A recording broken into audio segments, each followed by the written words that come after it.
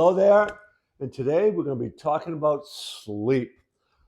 Research shows us that most teenagers do not get enough sleep. They're sleep deprived. So the question we'll be discussing today is how does lack of sleep or how does sleep impact the mental health of teenagers?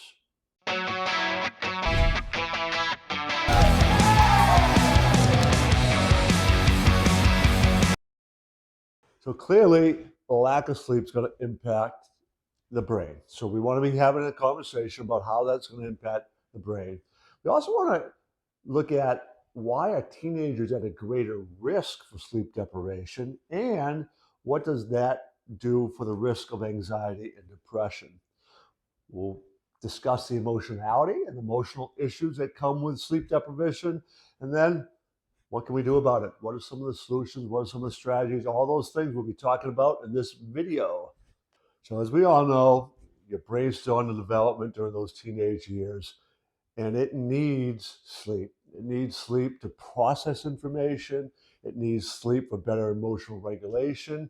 When you aren't getting that much sleep, the amygdala, which is the stress part, the fear, flight, freeze response mechanism within the brain, that's always uh, on guard. It's overactive, producing more cortisol, stress drugs.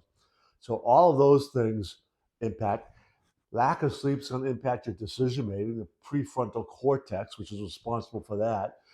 And it impacts the development of those parts of the brain as well. So, especially for teenagers, you really need that sleep. All of us do, obviously, but because of the developmental stage and where these parts of the brain are still developing, they really want to make sure they're getting that sleep so that the developmental process and the wiring and all that is really being done efficiently and right way or in a healthy way. So for teenagers, it's obviously very important to make sure they are getting that necessary sleep. When teenagers enter adolescent years, their sleep patterns, their circadian rhythms change during adolescent time. They don't get sleepy till later at night. So if you want to begin to think about this, they aren't really feeling like they're ready for bed or ready for sleep till late at night, but many of them have to get up early to get to school. This is why there are high schools across the country that are beginning to push back high school start times 20 minutes, even half hour, as that can really make a difference. But some of these other pressures are things like sports, and still you move the day back too much, and then you've got sports going on, and sports are late at night, particularly in rural areas, and the drive home, and then you got academic pressures, and you got all these scheduling things that students want to be involved in and do, and you put it all together, and that sleep window time really gets diminished. So teenagers find it harder to get that necessary 7.5 hours of sleep or so. You know, their brains are always active too when you think about the social development and what they're thinking about what's going on in school. So not just the pressures, but you know, they perseverate over any little incident that happens in school, and then screen time, right? The light, the blue light from phone screen and phone usage, well, it's a recipe for sleep deprivation, which is what we are seeing happening to teenagers all across Western society, really. With all these pressures on teens for their precious time, and all the thinking and the stress and all, the lack of sleep that they end up getting impacts the chemicals in the brain, which are going to impact their emotional regulation.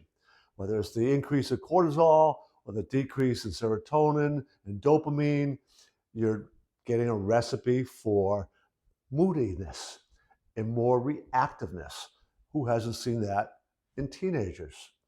And that kind of mood swings that become common can then, it kind of becomes a cycle, right? When you are more moody, that can create relationship issues because you're snappy and all this, and then it just kind of cycles. When you get in that kind of downward cycle and you have all these different moods going on, you tend to begin to think more negatively. You couple that with the fact that research shows if you are only getting about 6 hours of sleep a night, then you're twice as likely to begin to suffer from depression. So it all becomes this kind of feeds on each other, right? Lack of sleep changes the biochemistry. The biochemistry reduces our ability to manage our moods. Those bad moods and moodiness impacts the relationships and the feelings of stress, getting ourselves perseverating on the negative, which makes it more difficult to sleep well, and it just kind of spirals downhill. Teenagers need to really make sure they're beginning to learn certain strategies and skills for how to manage their emotions, manage their thinking, manage their moods to try to bring these things back in balance. It does begin with sleep. Things like proper nutrition, meditation, mindfulness, prayer, spiritual type practices, breath work, exercise, limiting screen time, making sure we have a curfew. I've talked about this in actually another video, curfew. And that's not just necessarily a curfew about being out with friends late at night or things like that, because that could be partly determined by your family and the trust and relationships that you have with your child. But we are talking a lot about curfew with screen time. People don't often think of that, but whether it is chatting, texting, gaming, anything like that, the later at night they are using those screens, the more you're activating the brain, the more the blue screen's all impacted, all those things. So, kind of summarize this last point, helping your child with habits around managing their emotions with things like breath work and exercise and mindfulness and prayer or meditation. All of those things will help them find that sleep, trying to kind of through nutrition and other things get those biochemicals in balance is going to be a huge step in the right direction for helping them sleep better and have a better quality of sleep. So let me tell you real quickly about two former students. One of them had a whole family, had a whole history of sleep deprivation.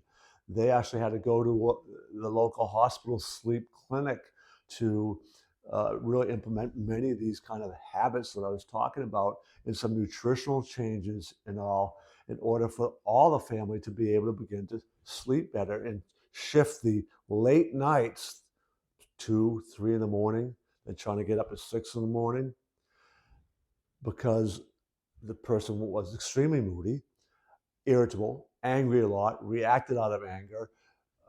School grades suffered, relationships suffered, behavior was poor, got in lots of trouble, all these negative things because it's centered around sleep. Once they got that sleep under control, those behaviors and everything else began to correct itself. That wraps up another video. Very important topic. Teen sleep deprivation is something kind of dear to me as I've seen it. There were negative results of it for a lot of teenagers. So anyways, very practical advice and some really good information there. I encourage you to subscribe to our channel, check out other videos. In particular, you might want to check out the video where we discuss how negative thinking impacts teen mental health. So check that video out today, and I'll see you in the next one.